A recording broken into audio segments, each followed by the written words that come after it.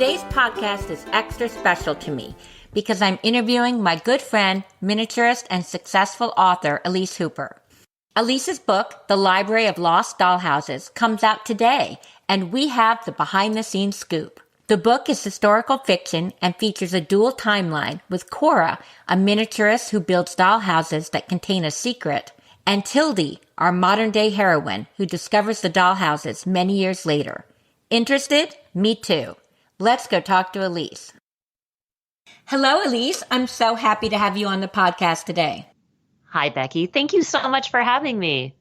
Today is the day that your book, The Library of Lost Dollhouses, comes out or came out. Hooray! Yes, thank you. It's very exciting. As you know, this has been a long time coming. Yes. Now, you've been working on this book since... I think I came up with the idea of writing about dollhouses in fall of 2020 and actually started writing in 21. That's a long time to completion. Yeah, it is. It is. The writing of books takes a long time. And it's funny because I think that's why miniatures has appealed so much to me because, you know, in the space of a day or a weekend, I can actually produce something finished. And it's such a satisfying feeling compared to the long slog, I'll say, that writing can be. Well, and I've learned a lot of this because we met back in 21 when I found that you were renovating your family dollhouse and writing this book, and had you on the podcast, and we became friends, and you were kind enough to ask me to be a reader on your book. Oh, boy. Well, thanks for labeling me as the kind one. I have been so grateful for all the time you've spent reading for me, various versions and being willing to discuss it. You've put a lot of time into this. Thank you. I love reading, and I read every day, and I was so excited. But it was very interesting to see the process of this book. But also, one of the reasons I was a little nervous about this interview, even though we know each other better than pretty much anyone I've ever interviewed, is that I probably read it about 5 times from front to cover, and probably 4 or 5 more times you sent me excerpts. So I had to read it again last week to make sure I remembered what's still in the book. Oh, that's funny. Well, I hope it delivered even after all these versions. Every time it delivered. But it was interesting to see it get better and better. And at one point it was really good, but it was maybe about 200 pages longer than it is now. Right. It definitely had a lot more dollhouses in it there for a bit. And my editor was the one who said, we need to pare things down a little for simplicity's sake for the reader. You know, I totally agree, but from a reader point of view, but at the same time, I was sad. Me too. I still think about those missing dollhouses a lot.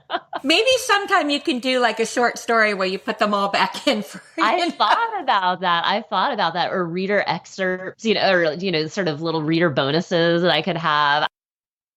You know, in film, I think you end up with all this sort of cut film on the floor around you in the editing booth. And I kind of feel that way as a writer. Yeah, there are all these scenes that are discarded lying in my laptop somewhere that I could bring back to life somehow, maybe.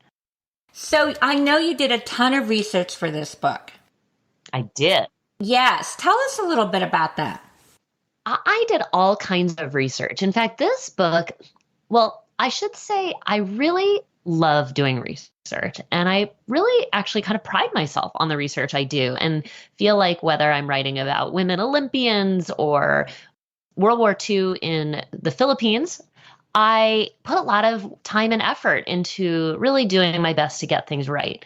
But I'm going to stop you right here because we forgot to say this is not your first book. And the examples you just gave are from other books. This is your 5th book? 5th book, yes. Yes. Yep. Okay. Continue. Yes. So I do love doing research and I put a lot of time into it. And so but this book required a different type of research. The focus wasn't on some big historical events. I really knew the history for the most part that would serve as the backdrop to this story. What I needed to better understand was the work of dollhouse makers and miniaturists. So I did a lot of hands-on research for this book in the sense that I renovated my great-grandmother's dollhouse to really understand how a miniaturist looks at the world, the things they have to think about. And so I had so many areas I needed to learn about as far as materials and scale and how one goes about envisioning such a project. I spoke to various miniaturists to understand how they work. And of course, I read all about the history of dollhouses because dollhouses have changed over the centuries. I mean, they started off really as status symbols for wealthy women to kind of show off. If you could afford to have such a exquisite dollhouse, imagine what your real house was like. So there was that. And then they really don't become toys until mass production takes hold around World War II. So the nature of dollhouses really changed. And I wanted to get to know some well-known miniaturists and some lesser-known miniaturists to help just inspire my story. Because this is fiction that I'm writing, complete fiction. Everything in here is really made up. I was using real life miniaturists and women to inspire me, but I did kind of need to figure out a lot of details here. Well, it is a different book in that your other books really are based on things that actually happened and characters that really existed. True. My other books are known for the most part as biographical fiction, which means that they're about a real life figure. Usually I've picked someone who there's very little known about. So I kind of pick up the pieces of the scraps we know. And I, based on my research of the image I'm able to build of that time period, I'm able to put together a story about them. But the Library of Lost Dollhouses is complete fiction. I know you did research on how would a woman in that era become good at woodworking? What would it take? What kind of tools she would work? You still tried to make it make sense in the historical realities that existed at that time. Absolutely. I wanted to create a realistic story for sure, even though this is fiction. So that's all the purpose of my research, is to try to make things as believable as possible. And that's actually been a really satisfying aspect to the story. Is I've had a lot of my early readers say, oh my gosh, I went onto Wikipedia afterward to try to figure out who these people were and where the library was that the story is based on. And then they figured out, oh, wait, this is completely made up. So I kind of live for those moments where I'm able to make it feel so believable and real that readers think it is. It really does exist. So that's been really fun. I know one of the people you talked to for your research is one of the OGs of miniaturists, kind of a living legend. Yes. You know who I'm talking about? I sure do. Bill Robertson. Yes. And I actually had him on a podcast early on. Let's see. I think it was called Adventures in Miniatures, episode 15. And I was so excited to get him on because he is really a living legend of miniaturists. Oh my gosh. His work is spellbinding. I mean, it's so beautiful and exquisite. I had initially, I believe, found him on Instagram and I did a deep dive. I believe I emailed him and kind of explained I was in the early stages of working on a novel and would he be willing to talk to me? And he was so forthcoming. I mean, we ended up talking on the phone for several hours. He was such a great partner in helping me come up with my story of how this woman would exist, what she would have needed to know, where she could have been, all of these details. He jumped right in. And he was really so helpful. He was a critical first early step for me in the process of working on this book. Well, wasn't he one who sort of suggested that maybe she needed to be the daughter of a cabinet maker or a woodworker? Yes. He helped build that idea out for sure. He guided me through how she could have come up with the idea of making dollhouses. And he led me through what Paris would have been like during this time and where she could have seen some miniatures that might have inspired her. So he really gave me so many ideas for roadmap. In fact, I wasn't even able to use all his ideas. All of that resourcefulness he brings to his miniatures, he brings to all types of things. And I know that another one of your inspirations was Frances Glassner Lee, who is a miniaturist that is credited with sort of starting forensic science. Correct. She had such an interesting pairing of interests between forensics and miniatures. And I believe you also interviewed in a different episode the writer of a book about her. I did. It's called 18 Tiny Deaths. That's right. That's right. I read that book back in 2020 with the idea of perhaps writing a book about her, a novel about her. His book is nonfiction, but I am not a real crime person and I don't really like scary things. So I knew I wasn't going to write a scary story.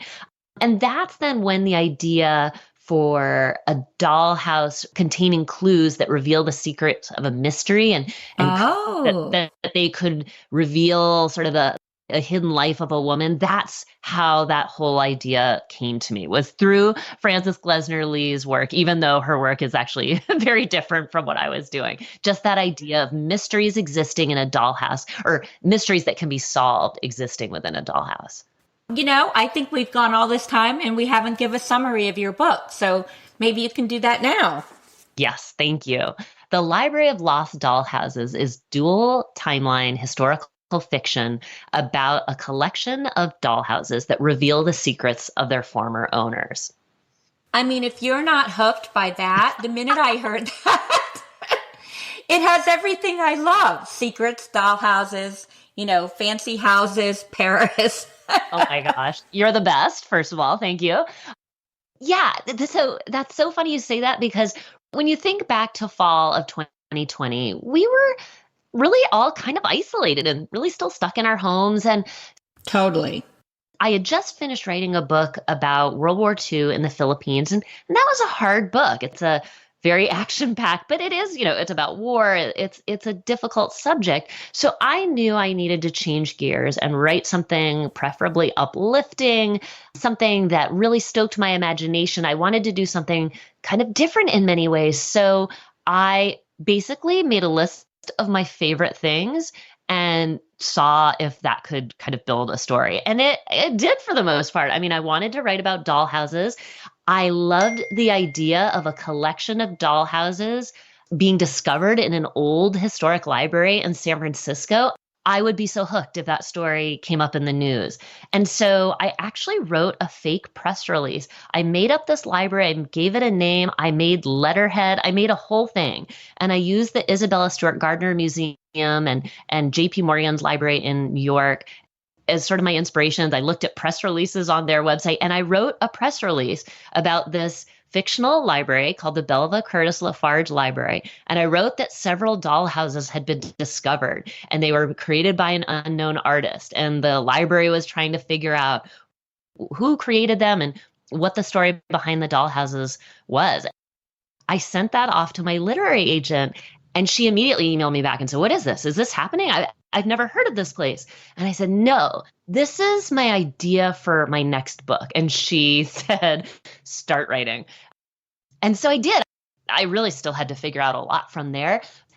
When I thought about what was going to make me happy in fall of 2020, it was a story like this. It was just this idea of a discovery of an unknown artist and dollhouses, and how could I run with that? Do you think that in a way COVID, because I know usually you took lots of trips to go research, do you think that kind of encouraged you to make up more of the story?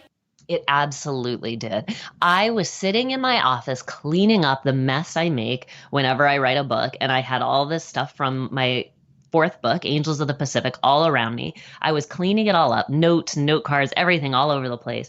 And I looked at this old dollhouse that was sitting on the floor of my office that I, at that point, used as a bookshelf. My daughters had outgrown it. It really didn't have much of a use.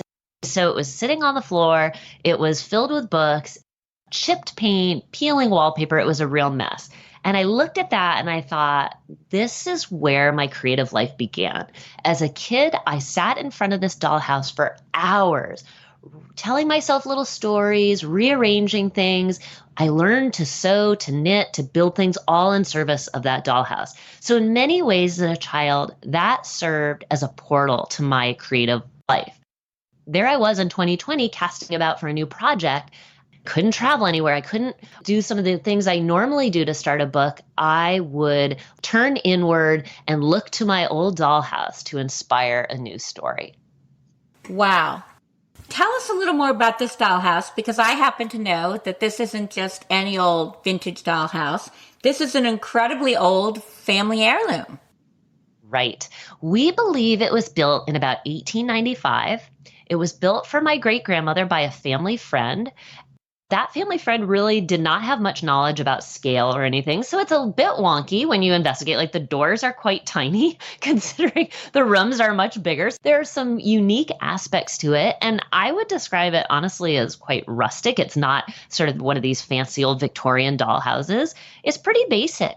It certainly served its purpose in the sense that it entertained 5 generations of us very thoroughly. I just have so many fond memories associated with that dollhouse, and I really attribute so much of my creative life to it. So I set about redoing it really because it needed so much work. It really was a mess. Even when my kids had played with it, I knew it needed a lot of restoration work, but they were happy. I was a busy young mom. I did the last thing I had time to do at that point was work on the dollhouse. So again, there I was in fall of 2020, kind of casting about for something to do, a story to imagine. Working on that dollhouse, updating it was a great way to tap into the story. One of the things I've noticed about your books is that you write about women who are underestimated. You know, I always say I write about women who have been underestimated and overlooked by history. That has always been an interest of mine. And as you can imagine, unfortunately, there is a lot to write about because most women, quite honestly, throughout the ages have been overlooked and underestimated. My dollhouse maker is named Cora Hale in my book, and she does want to create a different type of portrait of women.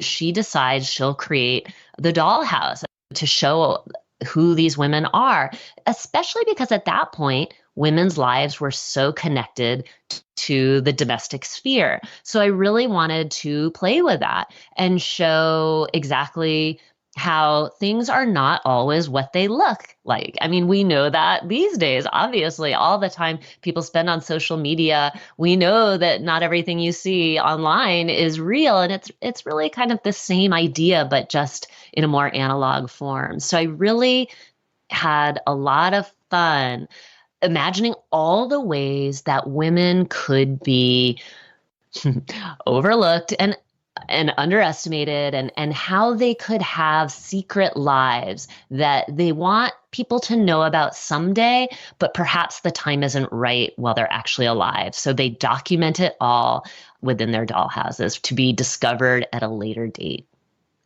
And I love that. And I'm not going to give away any of the secrets because you're going to have to read the book for that. But there are quite a few secrets, and they are hidden in a lot of very creative ways. You know, some right in plain sight, some not so in plain sight.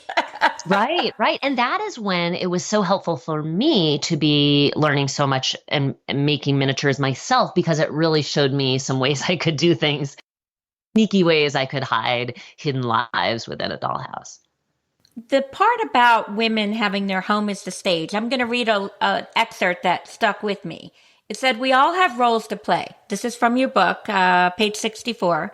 "For most women, the home is their stage. What if I produced a portrait of a woman, not by creating a likeness of her, but by showing the stage that defined her role in life?" So here's my question. Are homes still our stage in life? I think for many people they are. I think they certainly can be. I think, fortunately, we see women's spheres have really expanded in many ways. And so home is probably more like one sphere in which we can represent ourselves. But I do think now women tend to have more professional lives that can just expand that into multiple spheres. I would agree. I mean, if I did one of my whole life, I'd probably have a couple sets, not just one. I'd have a law office from when I practiced law. We maybe don't just have one set anymore. Yeah, I think that women have been able to create multiple worlds for themselves now. Really, that's, I think, a big difference probably over 100 years ago, when worlds were much more defined by really being at home for most women. So I think we see a lot more expansion. Which is good. But at the end of the day, I still do love recreating my house in miniature. Right. I think what is so fun, I mean, gosh, the list is long of what I think is fun about miniatures, but I think they allow us to build the world we'd like to live in. I know, for example, in my dollhouse, I definitely play around a lot more with, I take risks with color and with a kind of, maybe I'll say louder design, because I can change it in ways that would be much more complicated to do in my real life home. So I'm able to sort of express myself and where I am in the moment much more succinctly and efficiently in my dollhouse than I could in my regular home. Oh, I totally agree. I mean, I do have a lot of teal in my home, but not as much as I have in my dollhouse. I know. Well, I think, Becky, you and I have connected so much over the love of playing, and we both love color. We really have a lot of fun with our dollhouses. I mean, for us, it is sort of, for real, no rules in the dollhouse. No, no rules ever. Right. We experiment more. We see this as fun. I don't mind seeing the sort of mark of the artist a little. I don't necessarily need to fool people into thinking it's full scale. I don't mind. I just really find it so much fun. And if there's one thing we've learned in the last few years, I think it's that we need to embrace fun and joy when we get the chance. Absolutely. And in a way, one thing COVID taught me is to look toward your inner resources.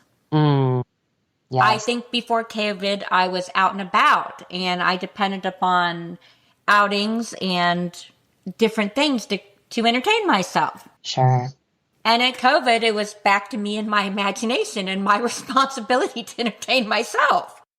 And I think that's good. But I also think another part of it was, I think it's a way of controlling the world. I was literally making a different world than the one we lived in during COVID. Oh, sure. I think that's a big part of it. Absolutely. And I think there's a real, as life moves increasingly in a digital direction, it's so satisfying and therapeutic. And I think there have been all kinds of studies that show this. It's really important to be able to do things with your hands.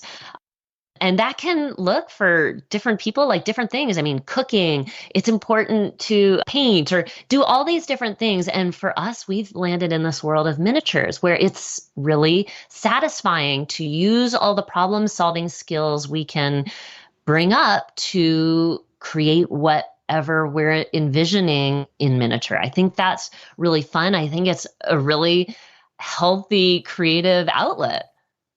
It is. And it is funny about color because, just to let you know, Elise likes bright blue about the same as I love teal.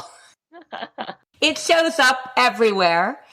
And one of the things I thought was interesting is your character, the more modern character, Tilde, in the modern timeline.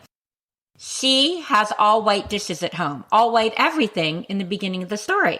Right, right. So my librarian who finds this collection of dollhouses and through a few different realizations figures out that there's more than meets the eye.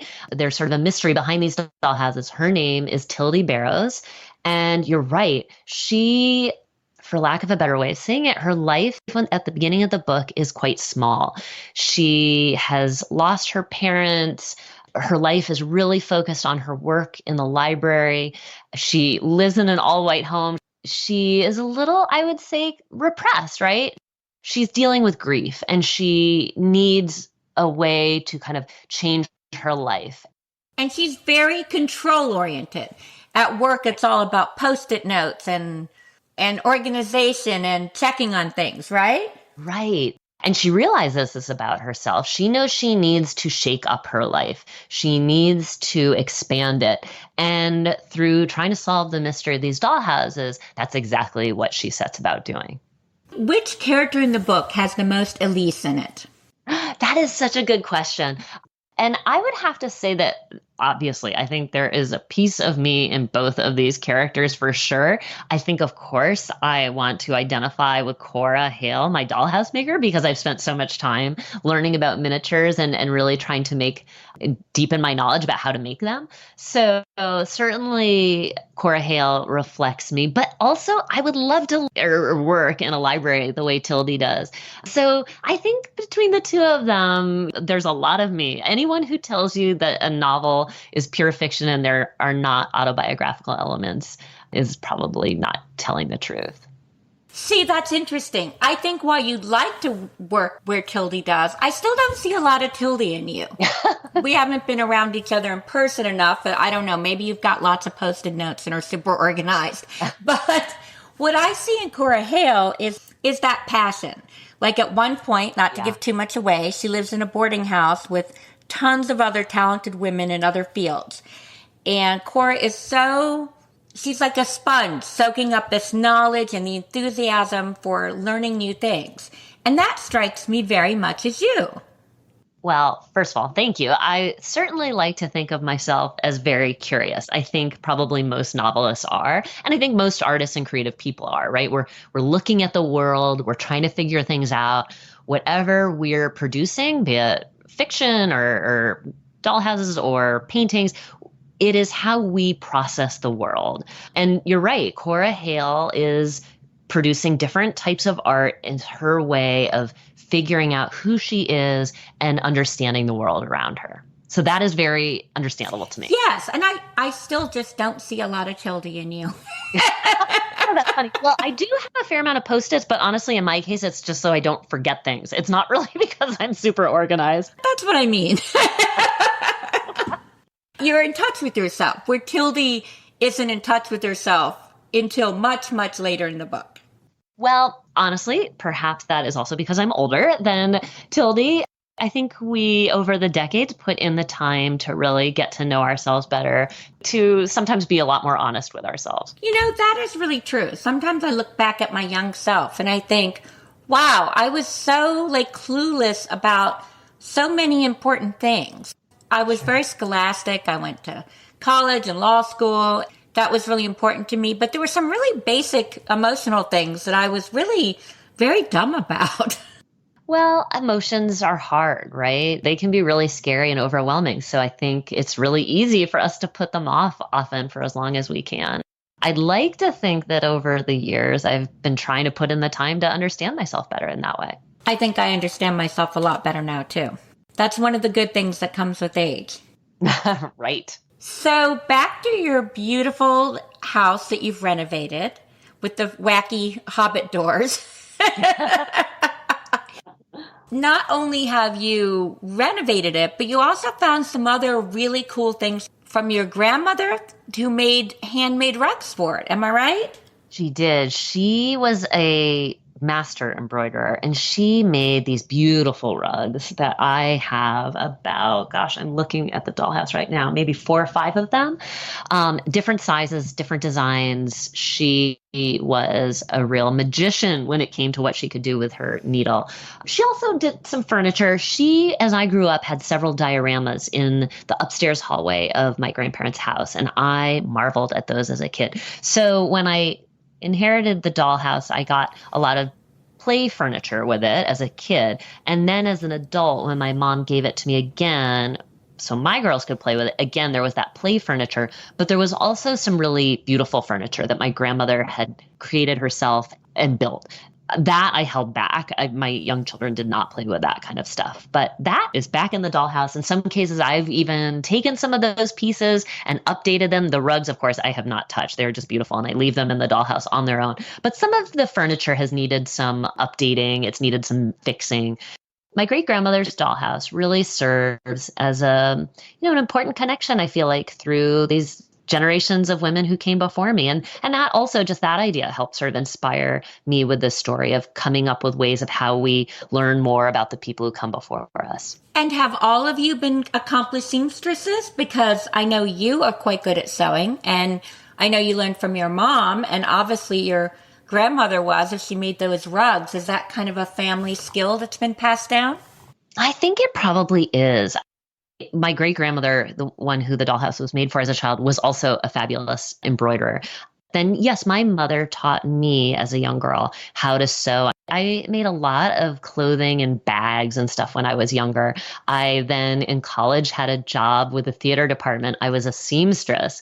And so I made all kinds of things from whalebone corsets to very elaborate, old-fashioned dresses and gowns. So that was a really fun job I had for a while. And then I sewed a lot when my kids were younger. Back when they would wear whatever I gave them, I made all kinds of things from dresses with dinosaurs on them and spiders at Halloween to I made little ponchos that made them look like they were a little octopus. So I had a lot of fun with different designs over the years. Oh, that's so cool. So I know originally you were thinking you would take this house maybe on the road with you as you go around Seattle and other places sort of talking about your book. I'm so lucky. Here in West Seattle, where I live, I have 2 local independent bookstores, and one of them is going to hold, sort of a hometown launch for me at the end of the week. And one of the owners said to me, "Oh, can you bring a dollhouse?" And I thought, no, not really. My great grandmother's dollhouse is definitely not road trip ready. It is very fragile. I do not think it would survive much of a journey. So I thought, well, what about some paper? And interestingly enough, someone else just pointed out the connection that the bookstore is called Paper Boat Books. So maybe it was the name of the bookstore that helped inspire me. But I have made all kinds of furniture out of paper. And I'm using a dollhouse that I bought a little bit ago on Etsy. It's just laser cut, and I didn't know what to do with it. I was kind of waiting for a theme or something to come to me. It's very lightweight and very simple, lots of ways to look into it. So I thought, okay, I think this dollhouse just found its purpose. And I've been filling it with all these very colorful, because I do love color, paper bits of furniture. So it's been really fun. It's been very satisfying. I mean, I can sit down and in the course of a couple hours, whip up a whole living room. I've been amazed at how beautiful this furniture is. I really have. I know. It is amazing what you can do with paper. I think probably a lot of people have figured that out in their experimentation. But also, I was able to find on Etsy a paper artist who makes all kinds of things out of paper. So I was able to use some of her patterns. So I really must give her credit. That's Analog Gift on Etsy. She has some really wonderful patterns, and I've sort of adapted them and things like that. But ultimately, the design kudos definitely belong with her. Oh, that's wonderful. Yes, I've really been impressed by them. I remember way back when you were stuck on this idea that at one time during the Depression, yes, that there were dollhouse furniture patterns on butter, sticks of butter. Oh my gosh, I'm so glad you reminded me. Yes. So I teach writing in Seattle, and for the last couple of years, my students have known I'm working on this book about dollhouses. And one of my writing students sent me, I think it was originally a TikTok. I don't remember if she sent me the TikTok or the reel, but it's video of, I believe, a librarian somewhere in the Midwest or a museum curator who has found this collection of old butter box wrappers or butter box sort of paper on which the other side are dollhouse furniture patterns. Because, of course, this is the 1930s. People were resourceful, and butter companies understood their customers were really struggling. And so they were creating these little toys on the inside of their butter label wrappers. And I just thought this was so amazing. And that's what really got me ticking toward working on paper dollhouse materials. You're absolutely right. So I had been really experimenting with paper and having a lot of fun with trying paper pop-up books and all kinds of things. I mean, here I work with paper as a writer. I thought, why not as a miniaturist as well? And I just was so struck by that history. I loved it. That's such a fascinating idea, and I'd never heard that before. I will put that video in my Instagram stories. I'll try to put that in for a few days in a row so people can catch a glimpse of it. It's really fun. That is really fun.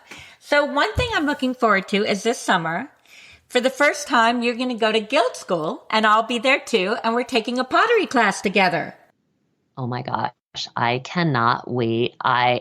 As you know, Becky, we for years have been talking about this. I think back in 21, you and I learned of Guild School and we're so intrigued, and you have already blazed that path, and I'm going to follow you there. I cannot wait. Yes, every year I bug you and I say, is this the year you're going? And I have been wanting to go. It's a bit of a tough journey here from Seattle. I'm doing it. It takes me 2 days really to get there. I can't wait. For the listener who doesn't know, it's in Castine, Maine, and you have to fly into Bangor Airport. I do it in a day, but there's no way to fly straight to Bangor that I know of. No, there's not. There is not. I'll be going through Chicago. I think I could have possibly, if all the stars aligned and every flight went exactly on time, there is a way I could have done it all within, 18 hours or something. But it was tricky because it would put me in some ungodly hour into Bangor. So yeah, so I'm taking 2 days. I think I'm gonna maybe go visit the Thorn Rooms in Chicago, and make a little adventure out of it. Oh, that'll be fun. That'll be really fun. Yes. The thorn rooms are Yes. always fun to see. I'm excited about the pottery because that will be another adventure that you and I haven't really done with the little pots. I know. I'm actually a little nervous because, as I've talked before about on my Instagram account, I have a bit of an unsteady hand. So I really hope I just don't make a complete hash of all this pottery. But, whatever. Even if I do, it is what it is. I am just really looking forward to meeting all these people I've been admiring now for a few years online and really loving their work that I've seen on Instagram. So I'm just really, really excited. I can't wait to meet people in person. I mean, it was such a delight when you and I were able to meet in person. I just can't wait to broaden that and meet some of these others. Here's the saying I came up with. You don't wait till you get good to go to guild school. You go to guild school to get good. And I truly believe that. At the same time, I am a little nervous because I took a 1-day pottery class online with the very talented Lynette Barker. And I'm not going to lie, the pots are kind of wonky. I don't appear to have a ton of natural talent. Yeah, yeah. No, I can really relate to this. But I am always a fan. I think this is part, again, of the creative process of just going for it, right? Absolutely. And I still remember the first year I took this pansy making class with Pia. And the first couple days, I was like the class dunce. I had like 3 petals. But by the end, I had what I believe truly are beautiful pansies. And I was very, very proud of it. And I think it's important as we get older to not be afraid to learn new things and to not be afraid to fail. Oh, 100%. I could not agree with you more. I learn so much through failure. And just to be clear, I fail at things all the time. So I get a lot of practice at it. But Right. yeah.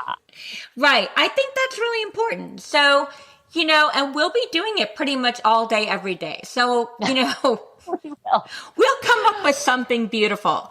But it's important to keep trying because otherwise your world gets too small. Absolutely. Absolutely. And I'm excited because I hear that this year is a record number of newbies like me. So I feel pretty good that I'll be in good company of a lot of people who are just there to soak it all in, have a great time, meet a lot of really inspiring people, and hopefully advance my skills a bit. Oh, you totally will. There's nothing like being taught by experts and being surrounded by people who love it. I mean, every time I come back so inspired with such a positive look on life and so many new skills, and I always come back with something beautiful. Oh, yeah. Even if I just acquired at the auction and it's not something I made, I'm totally okay with that. There you go. Well, you will be my mentor. Thank you so much. I can't wait. Oh, I'm really excited. So I hope everyone rushes and buys this book. It is really a fabulous book. The first time I read the first version, I was so in awe. I read it straight through. It really is a fabulous, fabulous book. And each time you revised it, it got even better until I almost couldn't stand it. Well, my goodness. Thank you so much because you really have seen I always tell my writing students that writing is rewriting. It takes you keep going. You do it over and over and over. And you've really seen that because you've seen all these different drafts. So I really am so grateful to the time and effort you've put into this. You have been such a fabulous cheerleader and advocate. And I think you do that for so much of the miniature world in general that I am just so grateful. So really, thank you, Becky, for all your hard work with this and your belief. Thank you. I don't always take compliments very well, so I'm blushing right now. Thank you. Really, thank you. So now is the time to bring up something which is so dear to me, it's actually a little hard to talk about, but I've had a copy of the book for quite a while. And when I read it, I opened it up, and on the very first page, it said, I'm going to read it now, for Becky Gannon, my good friend and fellow Miniac. And I just about dropped the book. I really It meant so much to me, and thank you so much for mentioning me in the book and putting me in the dedication. And there was no other person. You have really been there from the beginning, practically, about hearing about this book, willing to talk with me about it, willing to do all this reading. So I can't think of a better person to have on this adventure with me, really. So thank you so much. We really did talk about so much. Like we talked about the white dishes versus the colored dishes. We did. You've really been an amazing sounding board. It was so interesting to me because like you, I love learning about new things, and I learned so much about the book world. One of which is that it moves with almost a pendulum-like pace. Yes, it is definitely for those people who are patient. And, again, that's why when people have said, what is it about miniatures? I'm like, gosh, because I can actually really make progress quickly. I can make something over a few hours. And really, that has been so fun and novel. It's so funny you say that because the first thing people say to me when I say do miniatures is you must be really patient. But really, I think you're right. You can really do things pretty quickly in a lot of ways. Like if I want to wallpaper a room, I can do that at a fraction of the speed. Well, I don't even know if I could wallpaper a whole room in my regular house with their, tall steel things. No, I mean, the amount you can produce in miniature is really fun and satisfying. Is that not to say that I don't spend a lot of time cursing myself when I have not let glue set and I try to move something too early, or with my unsteady hands, I'm always knocking everything over and creating messes and losing things. And once I vacuumed up a few things that I love because I hadn't noticed that I had knocked them onto the floor. So there are all kinds of ways that miniatures do sometimes send me a little over the edge, but it's a good edge, I guess, because I'm still having fun really at the end of the day. Well, Elise, this has been so much fun. You and I could and have talked for hours. We have. It's so satisfying now to see the book and see it come out, and it's just so exciting. Well, thank you, Becky. It is exciting. Every few years I get to kind of, yay, I have a book out. This one is really special. It means so much to me, not only because A, I finished it, which always feels so wonderful with a book, but also because I really did learn so much. I discovered this whole new passion that I have for dollhouses and miniatures, and it's really helped connect me with my own past and my family. And I've met so many great people working on this, including you. So this book is a really special one to me. And I'm just so grateful to all of you who support me and the book. So thank you very, very, very much from the bottom of my heart. Well, I can't add anything to that. So thanks again, Elise. Thank you. Goodbye, Elise. Bye. That was so much fun. If you enjoyed this interview, please consider buying Elise's book, leaving me a nice review on Instagram or your favorite podcast site, or both. My next podcast will be with two of the greatest miniaturists of our times. Yes, that's right. Kevin Mulvaney and Susie Rogers are going to be on the podcast. They are an English husband and wife team who have made some of the most spectacular miniature homes in the world. I am so excited and honored to have them on the podcast. Stay tuned on Instagram to find out the date for that interview. Till then, remember, there are no rules in your dollhouse except for the ones you create for yourself. Goodbye.